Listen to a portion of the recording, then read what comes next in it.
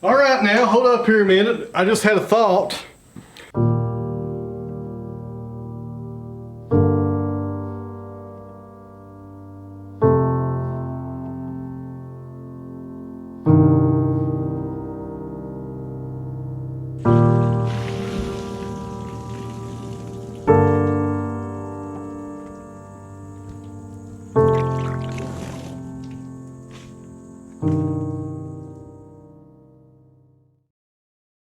Welcome back to the Sawmill, friends. It's Thursday, and today we're going to finish up where we left off on the last video. Finish up this nice walnut log here. This is the Gatlinburg walnut log from the forest fires of 2016. If you missed the previous video, go back and watch that one first. I'll put the link down below, and it kind of tells the story on how this log came to me here at the Sawmill. Now we're going to do 6/4 on the rest of this log, just like we cut Monday, unless we run into some issues on this wind shape down here on the end. So we'll come down here and make our first cut right there above the pith and get our first 6/4 plank. The next one will capture the pith, so we'll have some really nice quarter saw material on the sides. I may go ahead and edge this afterwards and get the pith and just take it out. I'll probably do that. I hate just leaving that in there. It's just a mess right there. I can't stand that left in the board. And then we will auto down and we'll start going into no man's land, guys. We got this wind shape coming right in here, and it will pretty much be involved in the next 5 cuts right here, maybe 6. And by the time we work our way out of it, we'll be out here towards the sapwood. So hopefully, guys, when we go in here, the wind shape's not going to be too bad. It may go in for 4 inches, it may go in for 2 feet. You know, it's hard to tell. You will never know until you start opening up the timber and it talks to you. So we'll go ahead and get this going, guys, and hope for the best. And I'll stop the camera after we make these first 2 cuts, because we'll be able to see on the face of the timber that's left how bad this wind shape may be once we get into it here.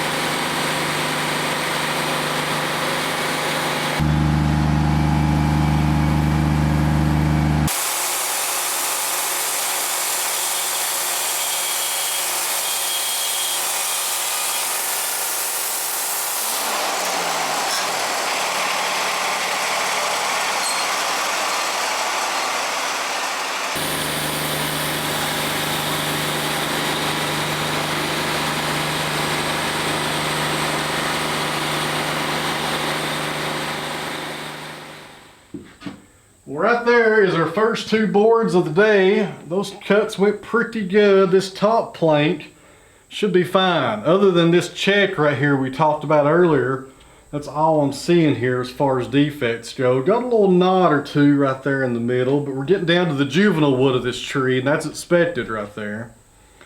The next plank underneath this one will really tell us what's going to be happening here with the rest of this timber and how we're going to saw it. If that wind shape goes up pretty deep, we're going to have to rethink what we're doing here.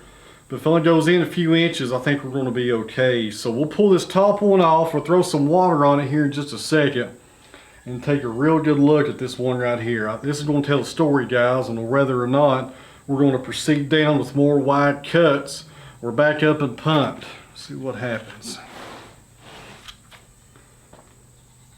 It's not looking good. Not looking good at all. Looks like that crack goes up pretty deep right here. Let me bring the camera in to show you guys what I'm looking at. All right, guys, right here's the bad news. Now right there in the middle, we got the pith that runs the full length. That's expected right there. And look over these saw marks. I had a little bit of a camera problem on that shot, and I was having to move one around, and the saw went way too slow. When you saw too slow, you get a lot of saw marks like this, but as long as it's flat, it's okay. Now right there is the wind shake. See it coming up right there on the end. And guys, let me tell you, this is not good news right here, because it goes almost the full length of this plank right here. It starts cracking some more down there on that end. So that tells me that's a major defect here in the timber. And we're going to have to look at this a little bit differently now on sawing up the rest of it. I'll probably take this board when we get done. We'll edge off this top, which will be some really nice quarter sawn material. And this right here at the bottom will have the pith and this wind shake. We'll probably go ahead and just throw it in the firewood pile. There's not much to salvage right there. I could maybe get a 3-inch wide board out of this. We'll have to see what happens on that. And here's what we're going to do in the rest of this timber. As you can see, that wind shake goes all the way around right there. Wind shake, that's what you look for. It doesn't come out like a check. It goes in a circle right there on the radial plane of the tree. So my best strategy here is to flip this over 180, saw out about 2 more planks right here. These 2 will be okay. They'll have a little bit of sapwood maybe, but they'll be free of this wind shake right here. And we'll get some 18-inch wide boards. That's pretty good. And then we'll probably turn this up on its side and start sawing down from the top until we run into this stuff and just see what happens.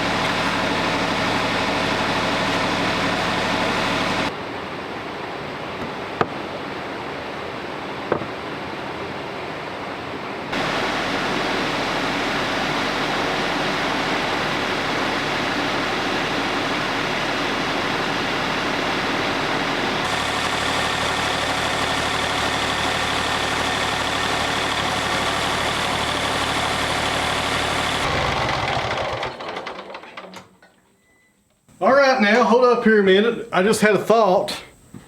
We know that this wind shake is really bad here on the bottom, so I'm going to be better off flipping this over and making my waist cut from that side. Right here is unknown. It may go in 2 inches, it may go the full length of the timber. We don't know.